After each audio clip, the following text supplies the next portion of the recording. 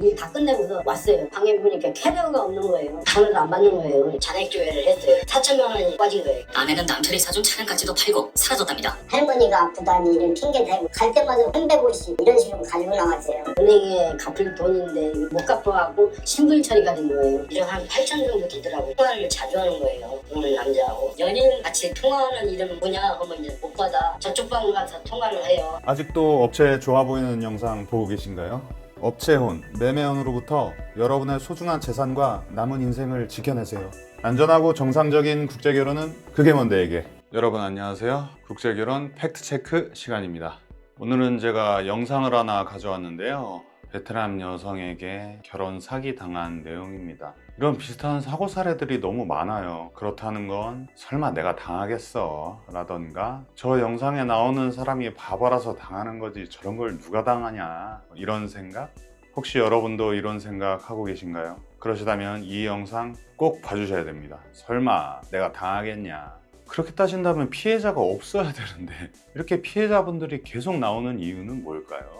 일단 업체에 가는 순간 업체에서는 여러분들이 아무런 판단도 할 수 없게끔 여러분들을 현혹시킨다는 거죠. 업체는 여러분들의 심리를 너무나 잘 알고 있고 우리는 그 업체를 당해낼 수가 없습니다. 아예 업체 쪽은 거들떠 보지도 말아야 합니다. 국제결혼이 업체에 가는 방법만 있는 건 절대 아닙니다. 여러 가지 방법들이 있어요. 제가 그걸 지금 도와드리고 있고요. 그럼 영상 한번 같이 보실까요? 지방 출장을 가게 됐어요. 일 다 끝내고서 왔어요. 저녁 이제 식구가 안 오니까 방에 보니까 캐리어가 없는 거예요. 전화를 안 받는 거예요. 또 다음날도 전화를 했죠. 전화번호가 정지됐다고 나오는 거예요. 아내만 사라진 것이 아니었다는데요. 통장이니 뭐니 아무것도 없는 거예요. 꽂아갖고 잔액 조회를 했어요. 4천만 원이 딱 빠진 거예요. 여러분 이거 얘기 많이 들어보셨죠? 일단 이 업체 결혼한 여성들은 일단 도망가는 건 디폴트라고 봐야 되고 나갈 때 그냥 나가지 않습니다. 집에서 돈 될 만한 건 다 가져가죠. 이 영상의 주인공분은 이 경제권까지 여성분한테 주셨어요. 그래서 뭐 통장 비밀번호도 다 알고 있고 그래서 지금 통장에서 현금 4천만 원 지금 빼갖고 지금 도망간 상황입니다. 통근버스 타기 싫으니까 차를 끌고 다니고 싶다. 차 하나 사달라. 5년 할부를 해갖고 한 달에 40만 원씩 들어왔는데 그걸 또 팔아갖고 있는 그것도 간 거예요. 아내는 남편이 사준 차량까지도 팔고 사라졌답니다. 근데 통근버스 타기 싫다고 차 사달라고 또 차를 사줬어요. SM6 그걸 5년 할부로 한 달에 40만 원씩 내고 있던 거를 할부도 끝나기 전에 그 차까지 팔아서 튀었답니다. 베트남을 갔다가 1년에 3번 이상씩 왔다 갔다 했어요. 할아버지가 아프다, 할머니가 아프다 이런 핑계 대고 있는 갈 때마다 보통 350, 300만 원 이런 식으로 가지고 나왔어요. 이것도 전형적인 사고 사례죠. 자꾸 베트남 보내달라 그러고 가족들 보고 싶다고. 그리고 결혼하고 나서 친척 중에 아픈 사람이 왜 이렇게 늘어나는 거예요 도대체. 아니 이렇게 업체 결혼한 사람들 친척분들이 계속 아프신 거면 이 베트남 인구의 반은 병원에 누워 있어야 된다는 얘긴데 지금 이 자기 베트남 가족들 보고 싶어서 간다는 것도 과연 가족이 보고 싶어서 가는 거겠냐 이거죠. 숨겨둔 남자친구를 보러 간다거나 남편 너랑 있기 싫어서 잠시 피신해 있는다거나 다른 목적이 있는 거거든요. 거기다가 가족 보러 간다 그러면 우리 남성분들 거부도 못해요. 말도 잘 안 통하는 나라에 와서 고생하는데 그래 가족들 보러 한번 갔다 와라. 다들 이런 마음으로 보내주시잖아요. 거기다가 또 그냥 보내줍니까? 비행기표 다 끊어주고 한번 갈 때마다 돈도 200만 원씩은 기본적으로 주시더라고요.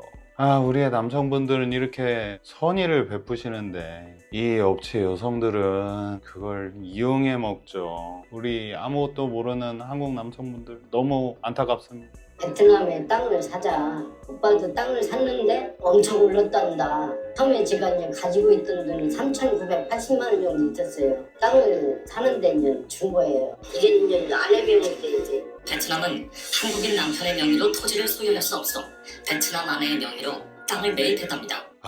이분은 땅도 사주셨네. 미치겠다. 여러분 이 베트남도 마찬가지고 많은 나라들 중에 외국인 명의로 땅을 살 수 없는 나라들이 되게 많아요. 그래서 이 영상에 나오는 주인공처럼 와이프 명의로 사게 되죠. 이 명의가 와이프 앞으로 돼 있다는 거. 이건 남성분들의 땅이 아니라는 거예요. 매매도 자기 마음대로 할 수 있고요. 이 업체 결혼은 결혼이 아닌데 그냥 한국 남자를 다리 삼아서 한국에서 돈 벌려고 하는 건데 한국 남성분들만 너무 순수하게 내가 결혼을 했다라고 생각하고 그 여성이 내 와이프라고 생각을 하셔서 내 와이프가 내 가족이라고 생각하고 이런 것들을 해주시는 건데 여자는 전혀 그렇게 생각하지 않거든요. 그 돈이 은행에 갚을 돈인데 근데 그때 당시 못 갚아갖고 신분 처리가 된 거예요. 이 사람이 가져간 돈이 얼마고 뭔가 총 한번 따져봤어요. 이런 한 8천 정도 되더라고요. 이분은 또 은행에 대출금 갚아야 되는 돈으로 땅을 사셨나 보네. 그럼 은행 대출 결국 못 갚는다는 얘기잖아요. 아내에게 수상한 점이 또 있었답니다. 통화를 자주 하는 거예요. 그런 남자하고. 이제 목소리를 들어보면 오빠 목소리들은 또 톤이 엄청 세거든요. 나긋나긋한 뭐 연인 같이 통화하는 이름 걸 갖다가 자주 오길래 누구냐 하면 이제 오빠다. 전화를 하면은 이제 나하고 여기 있다가 저쪽 방 가서 통화를 해요. 이것도 전형적인 내용 중에 하나죠. 현지에 원래 만나던 남자친구나 숨겨둔 남편이 있다. 이런 걸 업체에서 다 확인해 주나요? 만약에 이런 사실이 밝혀졌다고 해도 숨기겠죠. 이걸 다 오픈하면 돈을 벌 수가 없으니까요. 남이 다 확인해 줬다고 그냥 그거 덜컥 믿고 나는 아무것도 안 하고 이런 식으로 진행하니까 사기를 당하는 거예요. 그 사람이 누군지 알고 그렇게 믿습니까? 여러분, 결혼은 절대 이런 식으로 하시면 안 됩니다. 그리고 베트남은 아직도 그런 신상 관련 서류들을 위조해 주는 곳이 너무 많아요. 그 정신감정서 있잖아요. 그것만 전문적으로 위조해 주는 병원이 따로 있는데 거기 가면은 부모님 성함을 영어로 써보라고 한대요. 그래서 제대로 쓰잖아요. 그럼 정신감정 정상이라고 서류 내준다고 합니다. 이게 업체에서 말하는 검증의 현실입니다, 여러분. 검증이라는 걸 많이들 말씀을 하시는데 이게 다 그 업체들 영상 보고 그런 말씀을 하시는 것 같은데 이런 서류 몇 장 갖고 업체가 하는 얘기만 듣고 그 사람을 다 판단한다? 이게 진짜로 가능하다고 믿으시나요? 얼마든지 조작이 가능한 그런 서류들 갖고 여러분, 이 업체들이 말하는 검증, 이게 진짜 가능한 것인가에 대해서 진지하게 한번 생각해 보시는 것도 좋을 것 같습니다. 이혼 서류가 있었다는 거예요. 전 남편과의 이혼 판결문에는 아내가 전 남편과도 1,000만 원을 들여 베트남 땅을 샀는데 이 돈을 전 남편에게 다시 돌려주라는 내용이 적혀 있었습니다. 보셨죠? 결혼을 이미 한번 했어요. 근데 숨기고 결혼한 거죠. 근데 심지어 그 전 남편한테도 땅 사기를 친 거죠. 이거 업체가 말하는 그 검증의 방식으로는 알 수가 없습니다. 이런 거 알아도 숨기겠죠. 그래야 결혼시켜서 돈 받으니까요. 여러분, 업체는 돈을 벌려는 사업이에요. 여러분을 결혼시켜 주려는 그런 뭐 비영리 단체 같은 게 절대 아닙니다. 이 업체의 구조를 생각해 보시면은 되게 답이 나올 것 같은데 아내가 떠난 후 일자리까지 잃어 극심한 생활고를 겪고 있습니다. 아내와 함께 전 재산이 사라지면서 각종 공과금을 내지 못해 독촉장이 날아오고 가스비 뭐 다 끊겨갖고 지금 월세도 이제 보증금에서 지금 깎고 있는 상황이 지금 3개월째. 여자가 돈 다 들고 튀어갖고 지금 은행빚도 못 갚아서 지금 신불자 되고 월세도 못 내갖고 지금 보증금에서 다 까고 있대요. 여러분, 이거 절대 남의 얘기가 아닙니다. 드디어 파악된 아내의 행방. 아내 만나면 왜 이랬냐 이제 좀 원인이 뭔가를 진짜 알고 싶어요. 아내에게 떠난 이유를 직접 듣기 위해 남편은 베트남으로 향했습니다. 결혼을 한 게 아닌데 지금 본인 혼자만 결혼했다고 착각하고 계셔서 도대체 왜 도망갔는지 이유를 알고 싶대. 결혼을 한 게 아니니까요. 그냥 여자가 한국에 와서 돈 벌 수 있는 다리 역할이라니까요. 남편이 아닙니다, 여러분. 아내의 친정집은 베트남 호치민에서 약 5시간 떨어져 있는데요. 여러분, 이거 또 중요한 거 나왔는데요. 이 빈농 지역, 이 미엔떠이라고 하죠. 그 베트남 그 남서부 건터, 동탑, 안장, 까마우, 끼엔장 뭐 이런 동네들 있죠. 이 동네들이 업체 가는 여성들이 많기로 유명한 동네들이죠. 이 엄마가 딸 데리고 다니면서 업체한테 자기 딸 파는, 혹시 지금 이 지역의 여성과 업체 결혼을 진행 중이신가요?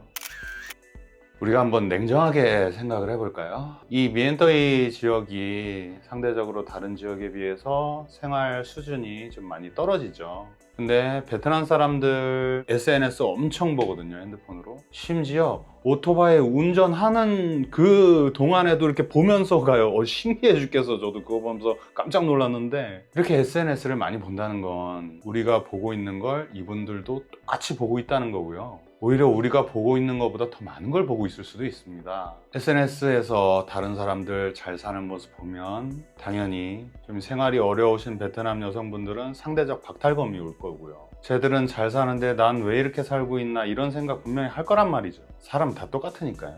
그러면 교육의 기회라도 있으면 자기가 열심히 노력해서 좋은 직업 얻어서 뭐 부를 축적할 수가 있을 텐데, 이 지역 사람들은 그런 여건이 안 되는 경우가 상당히 많습니다. 그러면 잘 살고 싶은데 방법이 도대체 뭐가 있겠는가?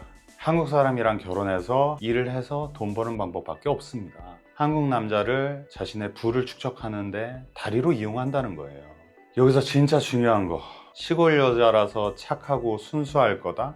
이런 비현실적이고 아무런 근거 없는 얘기는 지금 이 순간 여러분의 머릿속에서 싹 지워버리시길 권유드립니다. 몇 시간을 헤맨 끝에 아내의 친정집에 도착했습니다. 그런데 집 앞에서 오토바이를 타고 가려는 한 중년 여성을 발견하고 남편이 급하게 뛰기 시작합니다. 네, 엄마가 도망가게. 왜 도망갈까요? 구린 게 있으니까 도망가는 거죠. 이런 영상들 많이 찾아볼 수 있죠. 도대체 왜 도망갔는지 이유나 한번 들어보자 하고 현지에 가서 어찌어찌 가족을 만납니다. 근데 가족들은 다 모른다 그러죠. 아내의 행방을 수소문하던 중 아내의 근무지로 추정되는 한 식당을 찾았습니다.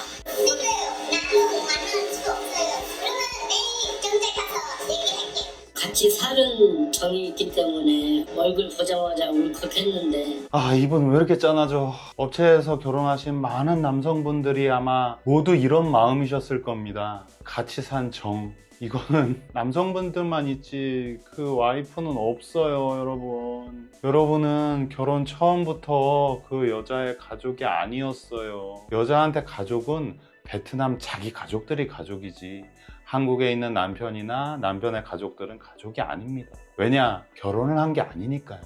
차량 그걸 팔아서 내가 차 샀다고. 그러면 그 땅은 누구 땅이에요? 내 이름은 내가 땅이야. 자기 이름으로 돼 있으니까 자기 땅이 됩니다. 차고 땅이고 거의 다 자기 돈으로 냈다고 지금 하는 거잖아요. 그 남편은 내 옆에서 짜고 표류도 못했는데 폭행을 했다는 거예요. 그래서 폭력을 했다고 할 거예요. 당신 남편 버리고 도망가는데 왜 도망가냐면 변명할 게 없잖아요. 남편이 때려서 나 도망갔다. 여러분, 이것도 아주 전형적인 수법이죠. 여성들이 남편에 대해서 우위를 점할 수 있는 건 이 방법밖에 없고, 외국인 아내가 남편한테 맞았다고 경찰에 신고를 하면 경찰들이 집으로 출동을 할 거잖아요. 그러면 경찰들은 그 피해자 보호를 위해서 분리 조치를 하거든요. 남자와 여자를 이렇게 같이 못 있게. 이렇게 되면 이 여성은 경찰의 안내를 받아서 합법적으로 외국인 보호시설이나 자기 지인이라고 주장하는 그 집으로 주거를 옮길 수가 있어요. 가정폭력으로 인한 피신이 되는 거예요. 법적으로도 정당한 사유가 되기 때문에 남편이 아내가 무단 가출을 해서 더 이상 혼인관계를 유지할 수가 없다, 이렇게 주장을 할 수가 없는 방어막이 되는 겁니다. 경찰에 신고하면 요새는 그 문자로 신고했다고 다 오거든요. 그런 게 다 증거로 남고요. 만약에 여성이 남편을 도발해서 진짜로 폭력이 있었다, 그럼 바로 병원 응급실 가서 진단서 끊는 거예요. 남편한테 맞았다고. 그리고 남편한테 폭력을 유발할 때 의도적으로 하는 거잖아요. 핸드폰으로 그 녹음 다 켜놓습니다. 심지어는 집에 남편 몰래 CCTV 같은 거를 설치해 놔서 자신이 맞는 장면 다 녹화해 놓는다고 합니다. 이런 자료들이 나중에 다 여성 쪽이 유리해지고 남편은 불리해지는 거거든요. 남편이 법적으로 보호를 받을 수가 없어요. 남편의 폭력으로 인해서 더 이상 결혼 생활이 유지가 어렵다고 판결이 나면 이 여성은 남편의 도움 없이 한국에 정상적으로 체류할 수 있는 비자가 나옵니다. 이 상황까지 가게 되면 아주 제대로 걸려든 거죠. 에이, 설마 그렇게까지 하겠어? 이런 생각하고 계신가요? 이건 빙산의 일각입니다. 근데 우리가 여기서 좀 궁금한 게 하나 생기죠. 그 외국 여성들이 도대체 어떻게 해서 한국 사람들보다 그런 법적인 거에 대해서 더 잘 알고 있을까? 궁금하지 않으신가요? 여기서 또 놀랄만한 사실이 하나 있습니다. 한국의 법률사무소 중에서 이 외국 여성들이 유리한 입장이 되도록 법률 자문을 해주는 그런 사무실들이 있다는 거 혹시 알고 계셨나요? 이 외국 여성들한테 어떻게 하면 남편에게 폭력을 유도해서 자기한테 법적으로 유리한 증거들을 수집할 수 있는지, 그래서 나중에 법적 다툼이 생겼을 때 법적으로 어떻게 유리한 증거들을 다 만들 수 있는지 아주 자세하게 알려줍니다. 그 여성들이 이런 걸 누구한테 들었겠어요? 외국 사람한테 들었을까요? 아닐 거잖아요. 한국의 법을 아주 잘 알고 있는 한국의 법률 전문가들한테 들었으니까 알겠죠. 다른 방법이 있을까요? 어떻게 보면 업체보다 더 나쁜 사람들이라고 할 수 있습니다. 여러분, 이 업체를 통한 국제결혼의 도덕성을 바라면 안 됩니다. 돈을 벌려는 사업이니까요. 우리나라의 이런 여건들이 오히려 이 사기꾼 여성들을 법적으로 감싸주고, 한국 남성들은 전혀 보호해주지 않고 오히려 가해자로 만든다는 사실이 참 안타깝습니다. 그래서 이 외국 여성들이 한국 남성들을 더 노리는 거고요. 뭐 사기 맛집? 아내와 제대로 대화도 못한 채 결국 한국으로 돌아온 남편. 매일 밤 제대로 잠을 이루지 못하고 있습니다. 이렇게 살 바엔 자자. 여러분, 이런 생각하고 계신 분들 실제로 많습니다. 그 주인공이 여러분이 될 수도 있어요. 업체에 절대 가지 마세요. 여러분, 제가 계속 말씀드리는 게 결혼은 정상적인 과정을 거쳐서 해야 되고요. 그 방법밖에 없습니다. 남녀가 둘이서 충분한 시간을 갖고 서로를 알아가야 하고, 그 과정 속에서 서로 간에 결혼에 대한 확신이 생겼을 때 그때 결혼해야 됩니다. 그래야 정상적인 가정을 이룰 수가 있어요. 이 방법 이외에는 없습니다. 이런 과정이 싫다고 그냥 돈만 내서 빨리 되는 것 같아 보이는 그런 방법만 찾으시다가 다들 이렇게 힘든 상황을 맞이하게 되시는 거예요. 결혼에 쉬운 방법이란 건 없습니다. 가성비도 없고요. 내가 노력을 해야 그나마 얻을 수 있는 확률이 높아집니다. 힘든 과정 내가 겪기 싫고 그냥 돈 얼마 내서 빨리 얻고 싶다, 그런 생각하고 계시다면 여러분은 결혼을 하시려고 하는 게 아니라 내가 원하는 이쁜 물건을 돈 주고 사려고 하시는 거예요. 사람과 사람이 만나는 것이 무엇인가, 가족이란 게 무엇인가에 대해서 다시 한번 생각해 보시는 계기가 됐으면 좋겠고요. 정상적인 과정을 통해서 국제결혼에 도전하실 분들은 제 영상 설명란에 신청서 링크 적어놨습니다. 여러분들의 현재 상황에 맞는 최적의 자리를 찾아드리겠습니다. 국제결혼 정상적으로 하셔야 됩니다. 예고편. 초등학교 놀러 갈 일이 있었는데 와이프의 전남친 같은데 저 와이프한테 보고 싶었다, 사랑한다, 우리 다시 만나자, 이런 얘기를 하더라고요. 남친이란 게 없구나. 결혼해서 한국에 있는 베트남 여자를 도와주는 법률사무소가 있더라고요. 거기서 어떻게 하면 여자가 법적으로 우위에 서서 남편을 갖고 놀 수 있다, 그런 거 다 알려준다 그러더라고요. 4명 중에서 3명이 확정됐었는데 한 명은 원래 제가 선택했던 사람이 아니고 대타였어요. 그리고 업체 사장이라는 사람이 엄청 부채더라고요. 빨리 안 잡으면 다른 사람한테 뺏긴다. 여러분의 제보를 기다립니다. 업체에 당하신 그 억울한 사연들, 금액의 크고 작음은 중요하지 않습니다. 그 내용들을 제가 콘텐츠로 제작해서 많은 분들의 피해를 줄여보겠습니다. 작은 제보가 모여 거대한 방패가 됩니다.